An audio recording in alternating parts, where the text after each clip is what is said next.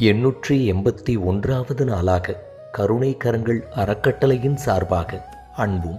அன்னமும் என்பதன் அடிப்படையில் தமிழ்நாடு அரசு உடுமலை தீயணைப்புத் துறையில் அலுவலராக பணியாற்றும் மதிப்பிற்கும் மரியாதைக்கும் உரிய திரு குமார் திருமதி தீபா குமார் தம்பதியரின் அன்பு திருமகன் இன்று பிறந்தநாள் காணும் தீர்க்க சிரஞ்சீவி செல்வன் ரத்தீஷ்குமார் அவர்களின் திருக்கரங்களால் அரசு மருத்துவமனையில் சிகிச்சை பெறுபவர்களுக்கும் மற்றும் உடன் இருப்பவர்களுக்கும் காலை உணவு அருட்பிரசாதமாக வழங்கப்பட்டது.